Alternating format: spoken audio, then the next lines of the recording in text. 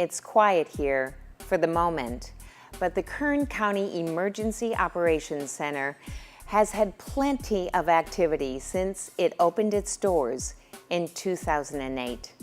This room, equipped with vital communication tools and staffed by critical Kern County leadership, is a hub of activity during times of disaster. Hi everyone, I'm Mary Beth Garrison, your host for this edition of Inside Kern. An EOC, as it's commonly referred to, is the central command and control facility responsible for emergency preparedness and emergency response during times of, well, emergencies. Such was the case in 2016 when the Erskine Fire started burning and rapidly grew to consume thousands of acres, hundreds of structures, and claim 2 lives. Today, we'll pay a visit to the Erskine Fire and we'll learn what conditions existed that propelled that fire to burn so quickly and so violently.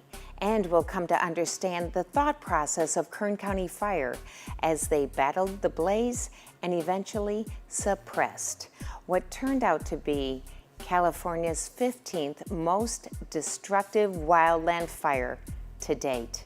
So stay with us as we revisit the Erskine Fire on this edition of Inside Kern.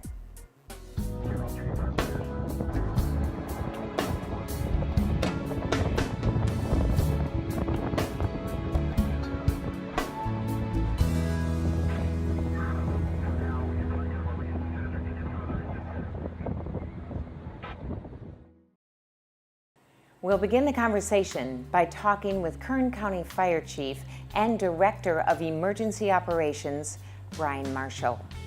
Overseeing a staff of more than 625 full-time employees, he's charged with the protection of residents living in more than 8,000 square miles of unincorporated county, as well as those living within 9 incorporated cities. With that, he has his work cut out for him. Chief Marshall, how are you today? I'm fine, thank you. Perfect. Let's talk about the Erskine Fire. Let's talk about the conditions of the day and what made that blaze take off so quickly and so violently. Well, I think we have to take a step back 5 years because we had 5 years of the most historic drought that California's ever seen. So the brush, the vegetation was all dead. It was primed to burn. Then the year before, we had our El Nino rainy season. So we had a lot of rain, which caused the vegetation to grow. And we know that the vegetation provides that fine fuel for a wildland fire. And all you need is a spark. Temperatures were hot, the wind was blowing, and all of those conditions collided that afternoon for the perfect firestorm. What was your tactical approach to fire suppression? This fire was fought no different than any other fire. We suppress 100% of the fires we respond to. We try to keep our fires small because they're way cheaper to fight when they're small. So in this situation, we were at our highest response level. So we responded everything to this fire as we normally would for these conditions. Fire units were responding from Kern County Fire Department, Bureau of Land Management, U.S. Forest Service. We had air tankers, helicopters, bulldozers, hand crews responding. The conditions were such that day that that fire exploded and burned over 16,000 acres in 11 hours. Wow, that's pretty impressive. There was a cost to this fire in terms of staffing costs, equipment costs, and actually monetary costs. Right. What can you describe? Can you give me sort of a glimpse of what that looks like? So the direct suppression cost, that is the fire department's cost, and that's Forest Service, CAL FIRE, Kern County Fire Department, all the agencies that came to help us. Air tankers, bulldozers, the fire camp, which we built in the Kern River Valley. Those costs are $25 million that we as taxpayers all bear that cost. The loss from just direct property loss, $36 million in climbing. Oh my gosh, that was significant. One thing you just said, you talked about CAL FIRE and some of the other fire departments. Describe to our viewers what mutual aid is and how you really couldn't do the job you did without that. California has the most robust wildland firefighting system in the nation, if not the world. California burns every summer. We have a system in place where we all help everybody. The motto is nobody stands alone.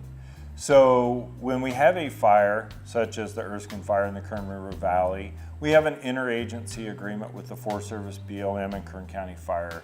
We all respond to that incident, and we manage it in a unified command, if you will.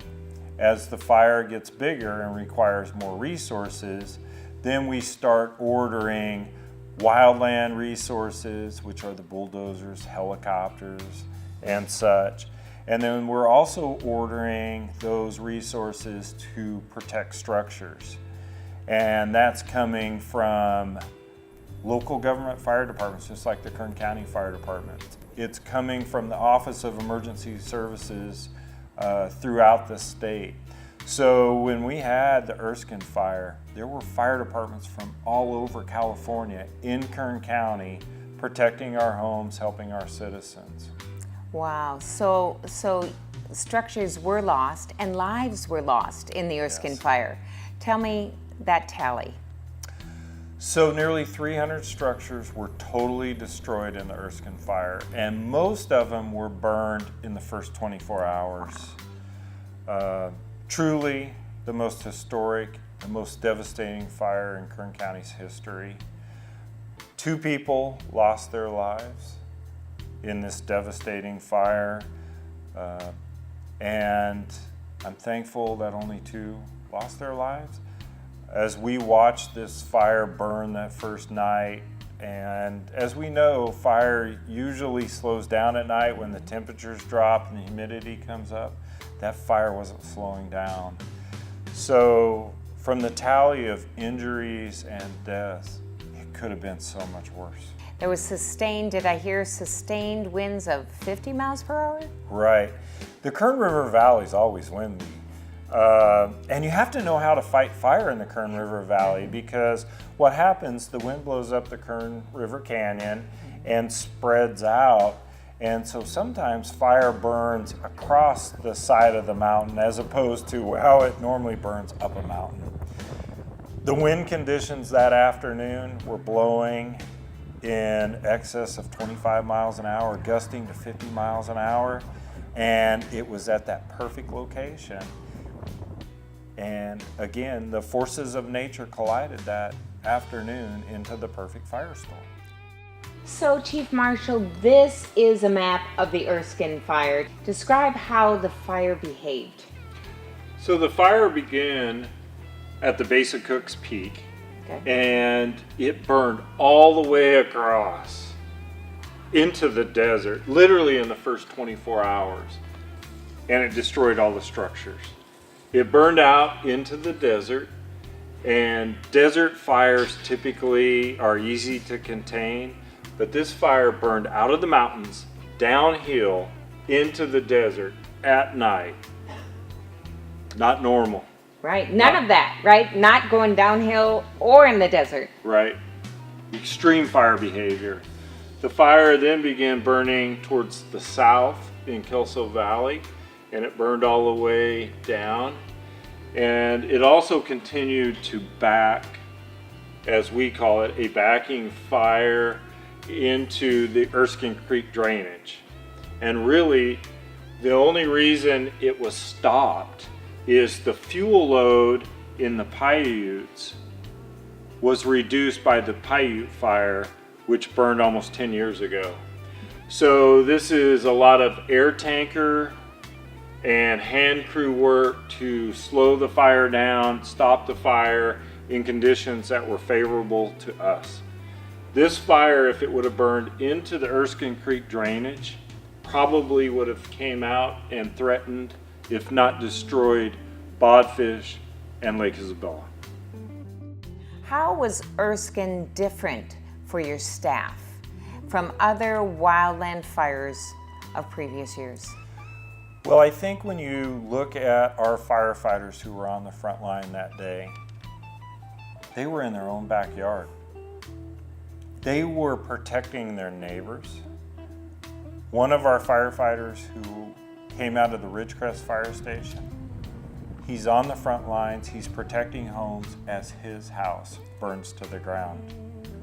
Other firefighters, as they're doing their job, they did not know if their family, their wife, their kids escaped. All communications were cut off. So it was the most emotional, the most draining fire in Kern County Fire Department's history. What are the lessons learned from Erskine? Several lessons learned. One, houses, homeowners, they need to be prepared for a wildland fire. And that starts year-round. It's all year round that they need to clear their brush, they need to trim their trees, they need to move their wood pile away from their home. They need to be ready for wildland fires. We never know when that fire is going to start. And when there's smoke in the air, it's too late.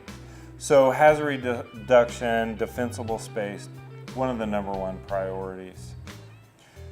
2, they have to be ready to evacuate. And in the case of the Erskine fire, all communication was lost because the power lines, the cell phone, the phone lines, they all burned down in the initial hours of the incident.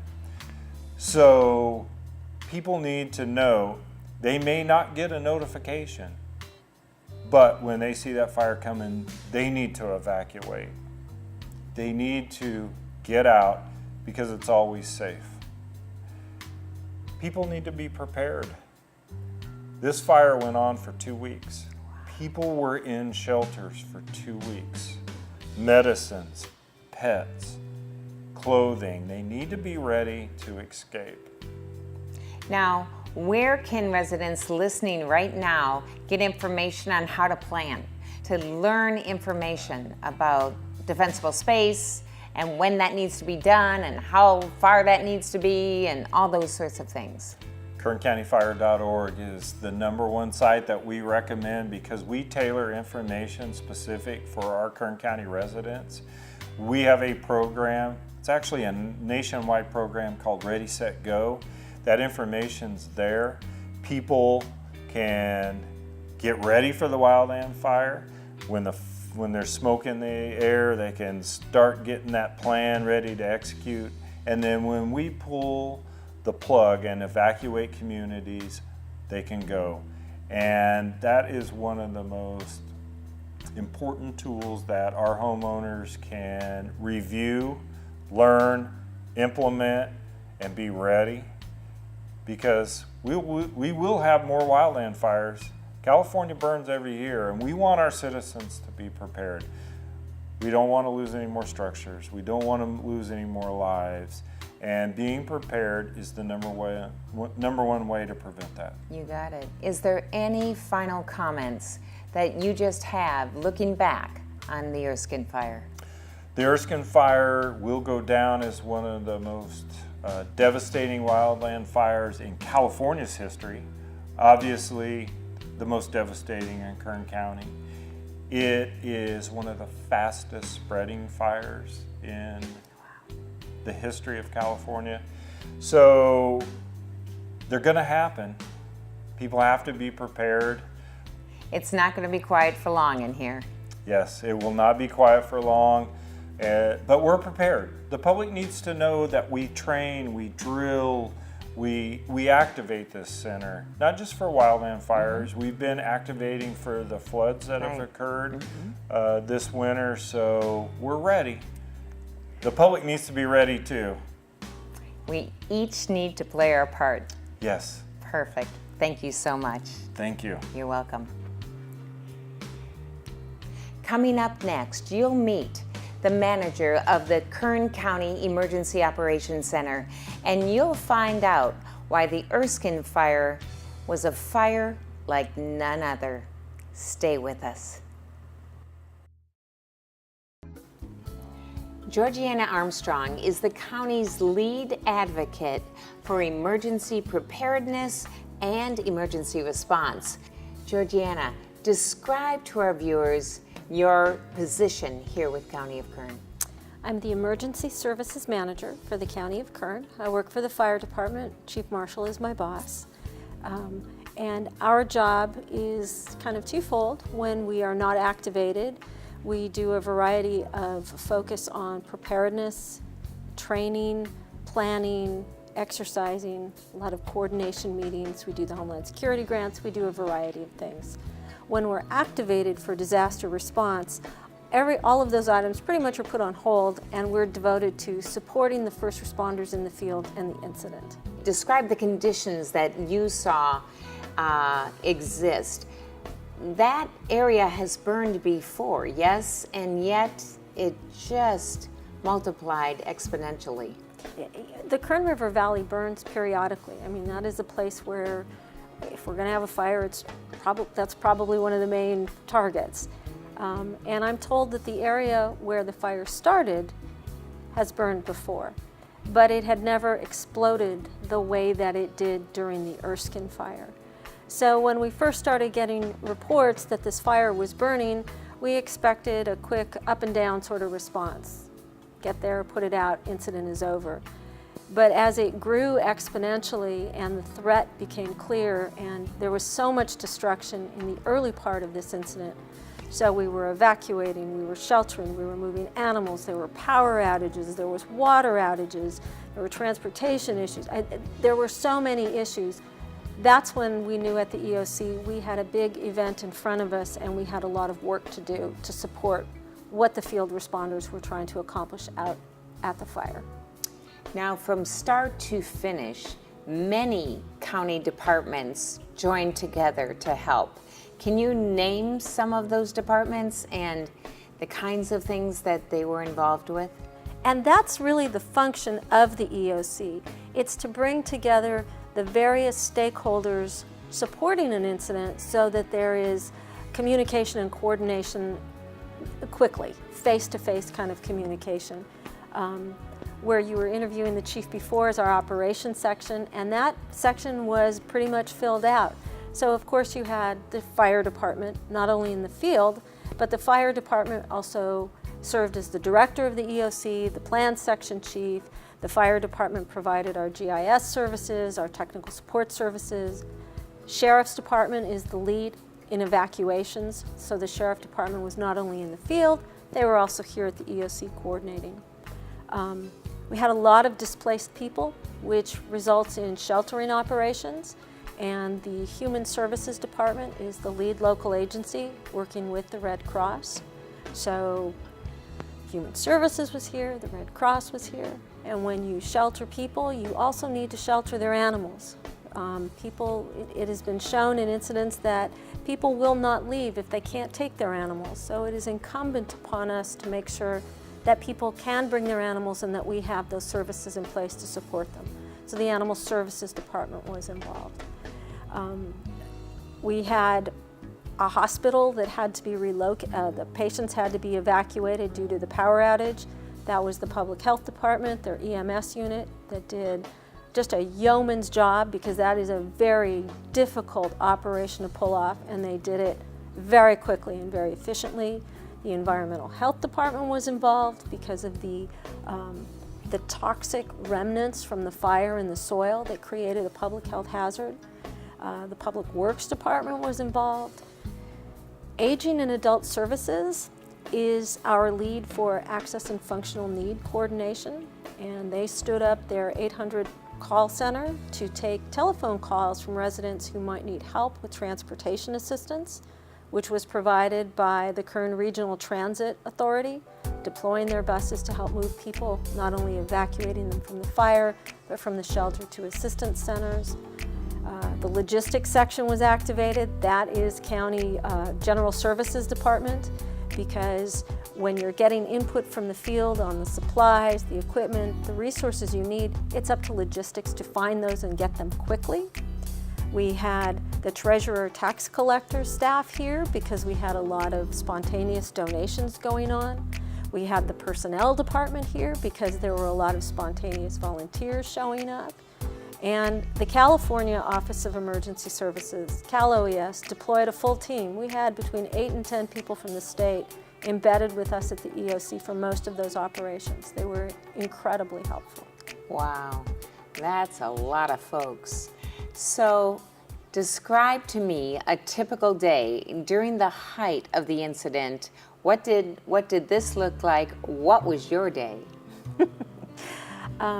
This place was busy. This place was moving. This place had a lot of activity, because when you have an incident like that, it comes at you fast. Incidents and issues come up, and they don't wait to be resolved before the next one comes in. So you have a lot of people working on a lot of different issues simultaneously, and scrambling and getting information to the right person and making decisions and implementing and just trying to keep things going as quickly as you can, as fast as it's coming in. There are long hours here at the EOC. We officially opened at 7 a.m., which meant the OES staff and the management staff, we were here by 6. And if we closed at 11, it meant those early people here, we were here till 12 or 1. And it was day after day after day. So you become very tired, and that adds a different challenge, but you operate on adrenaline and caffeine. And with the understanding that as challenging as it may be here, it doesn't compare to what our residents are going through. And our mission is to do what we can to mitigate what's happening out in the community. So always having that in the back of your mind as a perspective. You're tired, oh well, so what? You have a home to go home to, and aren't you lucky? Let's talk about some of the amazing people that you met, the residents within that area. They're survivors. They really, really are. Many of us who watched on television, we don't understand that gut-wrenching loss. Tell me some of those stories. I don't usually work at the field level. My job is primarily here at the EOC. But the trauma to the community was so profound, we felt early on we needed to get out into the community prior to establishing what's known as a local assistance center. That's something that's done in a big event. But that can oftentimes take 7 to 10 days to be stood up. And we knew we had to get out there with whatever we had to get out there as quickly as we could. We called it a transition center. We just made it up because we had to do something. And I was at the transition center. So I was in the Kern River Valley very early on into the incident. And survivors came in, many of them came into the transition center, and it was my opportunity to meet them, to listen to many of them, to offer what we could and information on the additional assistance that was coming. There was a painful dignity. These people had lost everything they owned. And their lives were irrevocably changed. And they were at a moment of complete crisis with no time to recover or heal. And yet there was such a resilience and such a dignity. It was truly moving. It was truly an honor to be there to do what my little part was to serve those residents in that community. And many of them were at a position where they just needed to talk. They just needed to tell their story, to start processing the trauma that they had gone through. And many of them said they were literally running for their lives because the fire had come upon them so quickly. One woman said, and remember, the cell tower had burned down, so communications were very difficult and the fire was very fast moving. A woman said that she had seen the smoke, had gone back into her home to collect her son and his shoes, get her car keys, and when she came back out, the fire was upon them, and she just picked up her son and ran. I spoke to a man who was a U.S. military veteran who had been in combat, and he told me that nothing that he had seen compared to what he went through at Erskine. People told me of this one family came in and they had gone to try and retrieve some of their things when they heard of the fire, and the vehicle they were driving wouldn't start. So they had to abandon their vehicle and their home and run and lose everything. Just story after story after story of incredible loss, where literally everything these people owned throughout the entire history of their lives was gone. And it was more than just their stuff and their home and being displaced. A lot of their animals died during the fire. And the pain that these people felt over that emotional loss was very evident. It was something that was very much front and center. Being in the community, you could feel the sadness. It was like a cloud of sadness. And yet there was resilience and grace, painful grace. Wow. Now, there were donations that poured in from other mountain communities who really felt their pain as well as anything. And I know after a while it was like, okay, we're good. So tell me, to the best of your knowledge, how Kern County neighbors responded. Kern County is a very generous community. I know that a donation was made from the city of Ridgecrest to the recovery group. I know that the mountain communities made donations. I know that when the word went out that there was a need for supplies for displaced animals, pet supplies and water donations poured in, spontaneous water donation sites. All throughout the city of Bakersfield, there were businesses and churches gathering donations, and so many that it became logistically very difficult to deal with. We had a truck, a big tractor truck trailer come up with donations from the San Fernando Valley. We had people saw what was happening to the residents in this community, and they wanted to help. They wanted to be part of getting these folks back on their feet. I'm very grateful from the support not only of the Red Cross and the Salvation Army, but also Goodwill Industries, because they have the expertise to manage the donated stuff, for lack of a better word. And they were extremely helpful processing that and getting it ready for distribution through the Salvation Army back into the community. Wonderful. That is just wonderful. Now, I know through an unusual circumstance that some manufactured housing units became available to Kern County and to the residents. That was almost happening behind the scenes. So tell me about that and how that's working to help rebuild. You can't overstate how extraordinary that project is, because it has never been done before in California, and to the best of my knowledge, in the country. And it may never be done again. And it was a unique series of coincidences. These manufactured housing units had been brought to California by FEMA previously for wildfire response in Northern California, and they were unused. And FEMA had said, it's time to take these unused MHUs back, just before we got into our Godzilla El Nino season, so the state had asked FEMA to hold off. And then there was talk about transporting them again as the Erskine Fire broke out, and the state asked them to delay one more time to see how that would go. When we did not get a presidential declaration, which is the only declaration that allows for direct assistance to an individual through FEMA, the state reached out to the federal government to say, is there any possibility that these remaining MHUs could be surplused? You know, we have a use for them. So FEMA transferred them to the state with the intention of transferring them to the county of Kern. The county worked on a contract with the state as to what entity was going to pay for what costs, how it was going to be managed.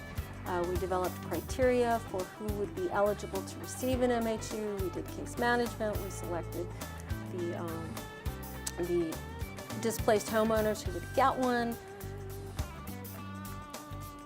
It's just been remarkable that 28 families in Kern County who otherwise may have just slipped through the cracks are going to go home.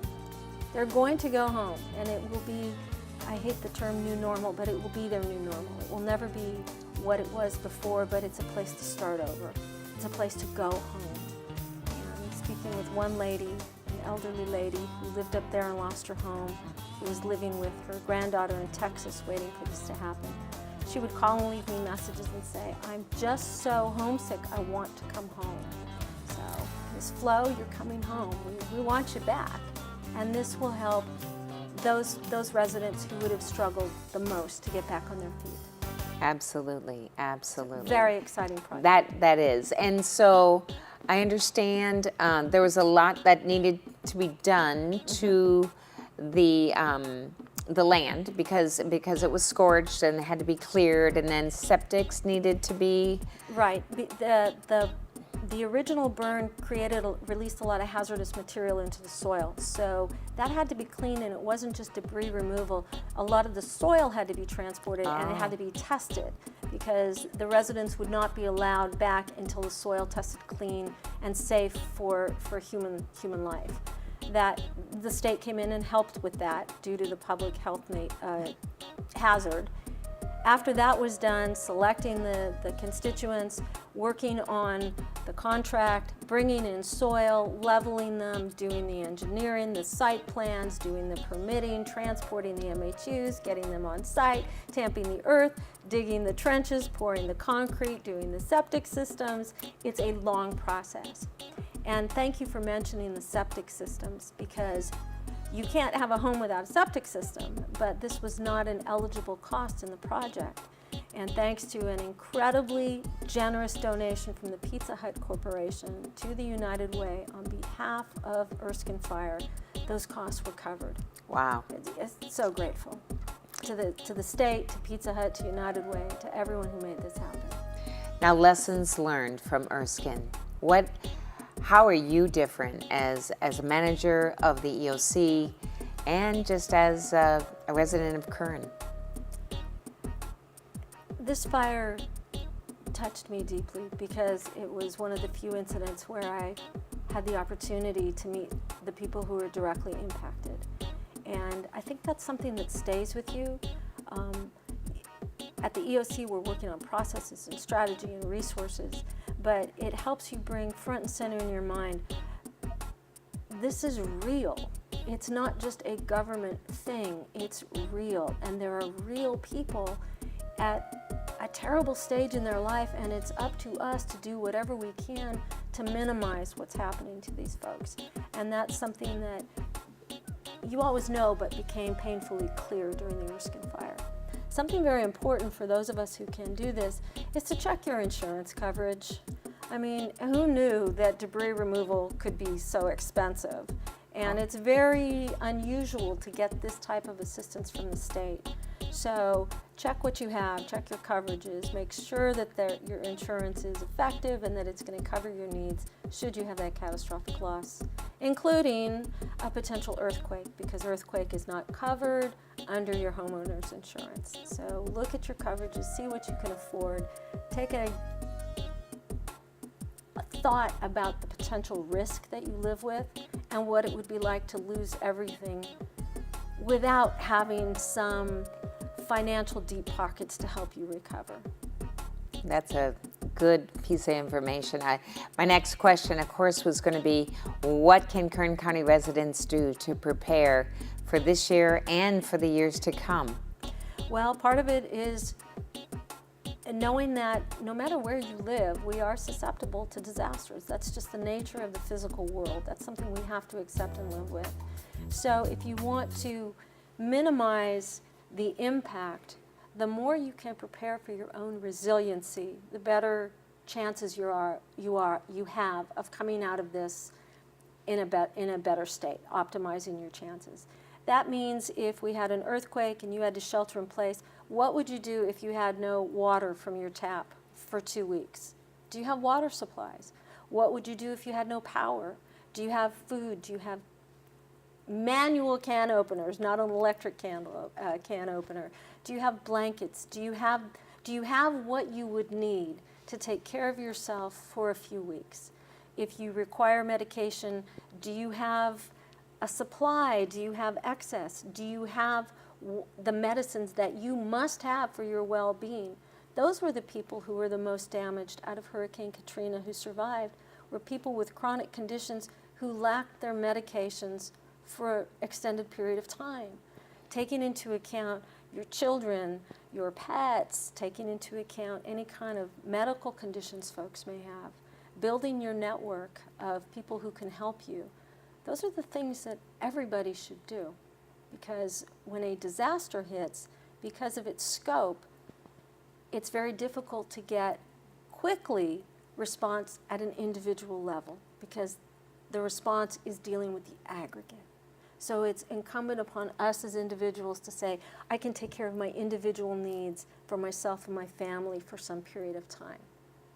And whether that's earthquake or fire or flood or whatever it is, that is only to your and your family's best interest. We'd also mention that people can register for Ready Kern, which is the county's emergency notification system, which we use constantly. It is free to constituents in Kern County. It's funded by the Board of Supervisors. We don't sell people's information to third parties. We don't spam. We don't make any kind of calls except devoted to public safety and warnings. So they can go to www.readykern.com and register. And by giving us the address, you would be notified for incidents that affect that area. And then you define how you want the system to call you: a work phone, a cell phone, a text number, a home number, so that you can get information as quickly as the county is sending it out. I know I'm a registered member of Ready Kern, and I, living in Tehachapi, have received several phone calls through the years. It's a good system. Thank you so much. Is there anything, final comments? Well, thank you. The project, the Manufactured Housing Unit project, that's the government project helping these fire survivors. And so it's limited in scope. It's significant, it's fabulous, but it's limited in scope. There is a group up in the Kern River Valley, the Kern River Long-Term Recovery Group, and that is a non-government process. That is the faith-based community, the volunteers, and community members who have come together to raise money to continue to assist the survivors in ways other than what government can do. So because the needs are still ongoing, and the needs are great, starting over from nothing is a huge task for such a large number of people, that the Long-Term Recovery Group, I'm sure, could put any financial donations anyone wants to make to incredibly good use to help our neighbors, us, Kern County people, get back on their feet. Thank you so much. So as you can see, there are champions and there are heroes. There are survivors and there are fighters. And they all played a part in this county, disaster, this county incident, the Erskine Fire. Up next, we're going to head up the canyon and meet some of those champions, some of those survivors. I can't wait. Stay with us. We're standing in the community of South Lake, and just months ago, the whole place was on fire. But now the green is coming back. The lots have been cleared, but yet the homes are still missing. On this lot specifically, Carl Hunt had his home and his life with his wife and his dogs. That changed drastically on June the 23rd. We're going to talk with Carl about what happened that day and how he's been managing since. Carl, thank you for visiting with us today. Now, this was where your home stood. Describe that day to me, how it went in your life. Well, it was a normal day, normal day at work in Bakersfield, coming home, coming up the canyon. I saw a little plume of smoke. About 10 after 4, when I got into Isabella, I called my wife and told her all the smoke that was heading her way was coming from roughly a little small 5-acre fire on the hill behind Vaughn's. And that was about 10 after 4. I got home here at 4:25. She asked me to go pick up David because he's handicapped, had a stroke and all, doesn't drive, doesn't move well and all. So I went to pick him up. So it was about 25 till 5. I left his house, went back down to 178 up the hill. We were going to go down into Mount Mesa to see where the fire was, to see if it was an actual danger. We got to the top of the hill between South Lake and Mount Mesa, and we were greeted by a 30-foot wall of flame. This is 20 minutes from me seeing a small 5-acre fire behind Vaughn's. We turn around, come back home here to the lot. On the way, I called my wife and told her, get the dogs in the truck, pack up what you can, we're getting out of here. I got back to the house. I was here maybe 5 minutes and grabbed 1 or 2 things out of the house. I don't remember what they were. And as I was heading out, flames were at my heels already. And this was about 10 till 5 till 5 in the afternoon. I've never in my life seen a fire move that quick. But we were able to get out, and we're able to salvage a few things, but the main thing is we got out alive with our animals. Amen. Now, what were you thinking? Were you frightened? Were you panicked? What was going on? Well, there was really no time to be frightened, okay, or to panic. The adrenaline kicked in, and trying to get out, for instance, trying to get out the door of my house, the wind was unbelievable that the fire had generated. And I'm trying to kick the door open. I finally kicked the door open, but I didn't think, why don't I just turn around and take 5-6 steps the other direction and walk out the slider on the other side of the house? But you don't think that when the adrenaline gets pumping. Now, the 23rd of June was the day before your birthday. Correct. What happened on the 24th of June? In the morning, June 24th, about 9 o'clock, I got a picture from my neighbor's cousin who was actually here in the area, and he sent me a picture of what was left of my house. Not much. No, not much at all.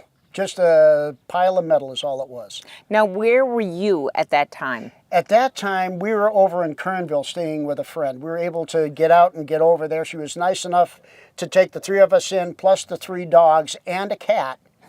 And this is to someone that's been living alone for many years and not used to having house guests. So you were welcomed. Correct. But in a way unexpected. Unexpected, correct. And, I felt kind of bad imposing and all, too. But, we're a community up here, and we try to stick together. Now, how has the community changed since the Erskine Fire? Well, I see a lot of people pulling together. A lot of groups coming together, trying to help out. And it's just a matter of people are not concerned so much with themselves, more so with everyone else. What can we do to help you? And it's just, the outpouring from the community has been immense. That's awesome. Now, looking around me, all I see are lots with fences. Describe to me what this looked like before. Well, when I left for work on the morning of June 23rd, this whole cul-de-sac, there was a house on every single lot except for one that was vacant. And, that's pretty much the way it was this whole area up here. And we're on the very bottom end of where the fire come through. Got it. Another 200 yards towards the lake here, and it would have missed us completely. How has the Erskine Fire changed you? It's changed me to believe that what's going to happen is going to happen no matter what we as people decide to try to stop. Okay? We can't fight Mother Nature. We just have to learn to live with Mother Nature.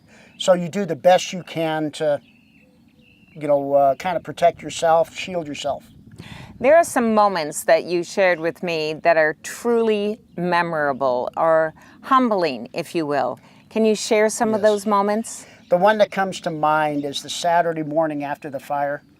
We were visiting some friends in Lake Isabella, and actually the fire almost affected them because they live in Lakeland Estates, and right across the street you could see where the fire line was and the retardant had dropped. But I walked in and I was wearing slippers. And Daryl says to me, don't you have any shoes? No, this is what I got out of the house with. So just the slippers. He went into his closet and brought out a brand new pair of shoes that he's never worn and said, well, try these on. I tried them on. I mean, they fit, not perfectly, but they fit. He said, well, they're yours. And for close to 20 minutes, I could not say a word. I mean, I never realized how important a pair of shoes can mean to somebody. When you've lost everything, just a pair of shoes could be the world. Now, some folks here had insurance, some did not have insurance.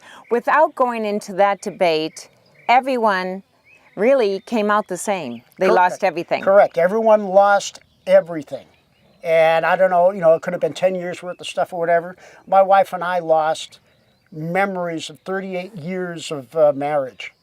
Okay, the pictures, wedding albums. I lost my grandfather's diary. A gentleman that passed 9 years before I was born. His diary was when he was in Paris, it was 1917 to 1919. And his hand. There's no way I can get that back, but that's how I knew the man. Right. I can't touch it anymore. The memory's there, which is great, but the touch. Mm-hmm. I miss that touch. People watching today, how can they help? Is there still need? What can those seeing this that want to help do? Well, the only real need for the community is just, the support from everyone else around and the knowledge that, we need help with trying to design what we're going to put in. If we're lucky enough to be insured, we have new codes to come up with and all. We need people to sit down with us and let us know what we can do so we can pick and choose. I fought that battle for 2.5 months roughly. And after going through and changing plans 15 times, I finally found something that would fit the new code, fit my lot, and fit our needs. So in almost a year, at least you're hoping you'll finally be in a new home. Correct.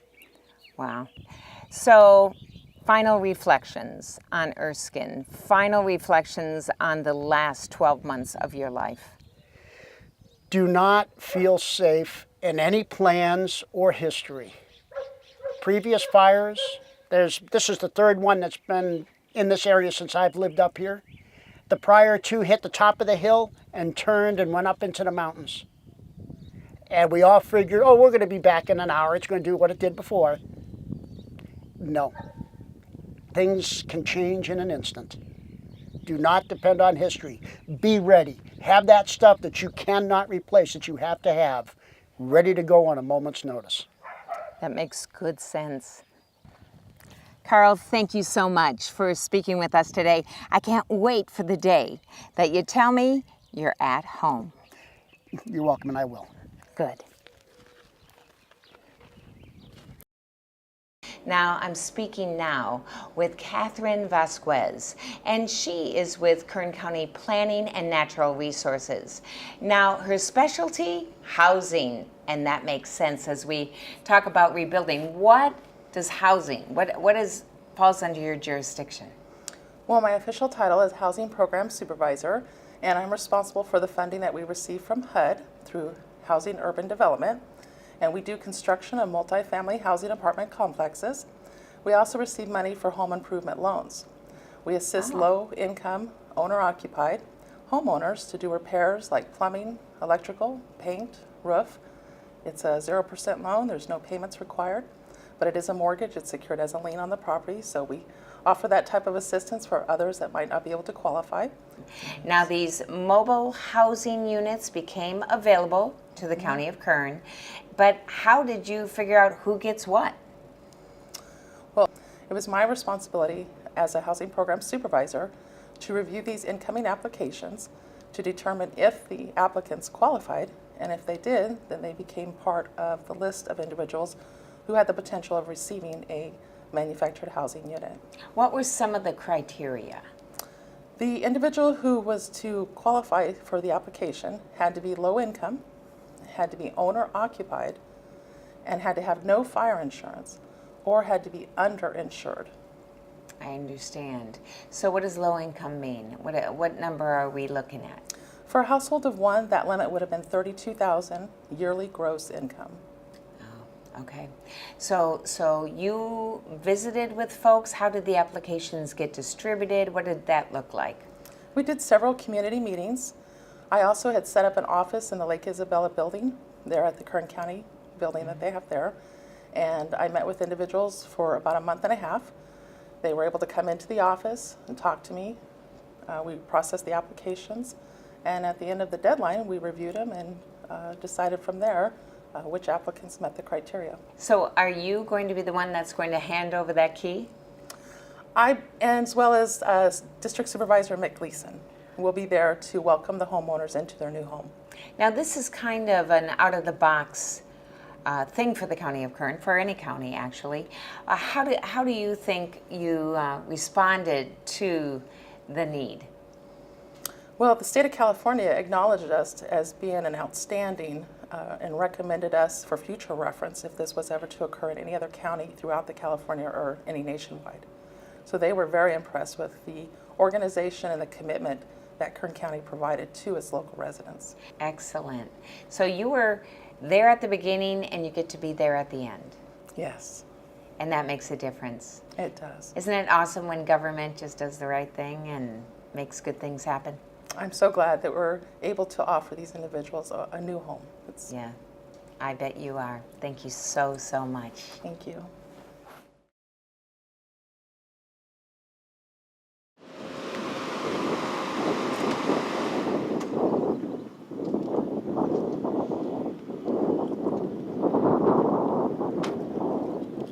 So we're here at the site of the Erskine Fire in Lake Isabella.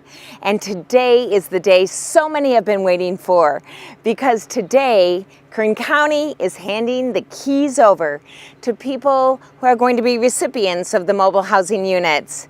It is a good, good day indeed. Catherine? Yes, thank you. Thank you very much for all you've done. I really mean that. Quit smiling. She's great to work with. She's very positive.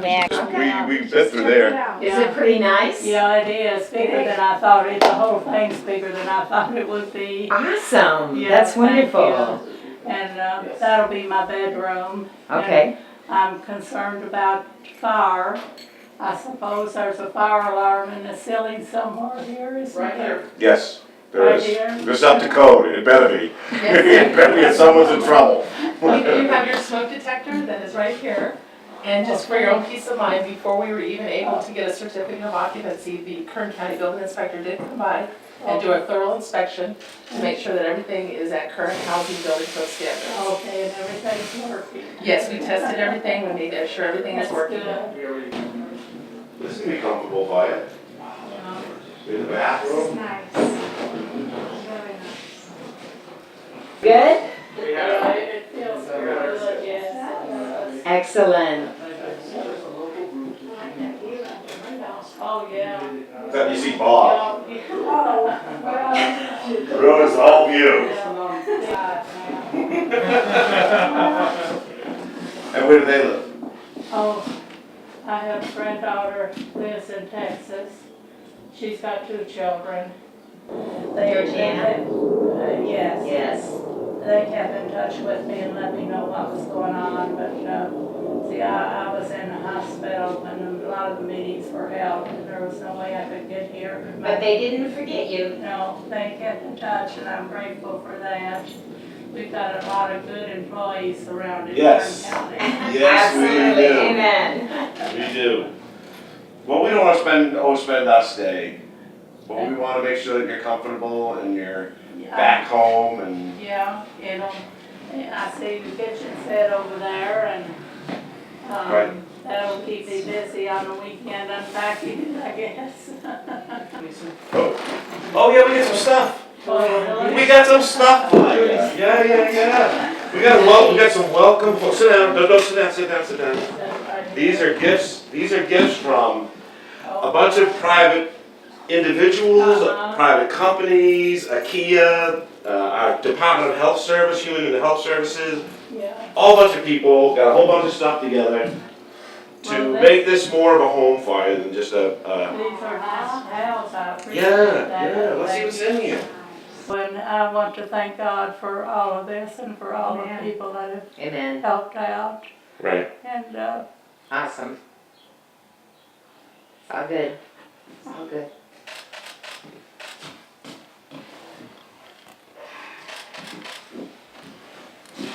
Welcome home. Nice to have you here. thank you. My pleasure.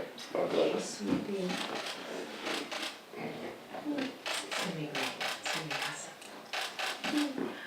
I'm looking forward to having company here. It's bigger than I thought. Betty, the best of luck to you. Thank you. I appreciate all of your help. The repercussions of the Erskine Fire are far-reaching. Kern County Fire has examined the fire behavior of that day and have learned from it. If you live in a wildland-urban interface area anywhere in Kern County, please do everything you can to protect your land, your home, your belongings, and especially your family. Log on to the Kern County Fire Department website to learn how. Thank you for joining me on this edition of Inside Kern. It is clear that a wildland fire can, in an instant, take it all. Until next time, stay safe.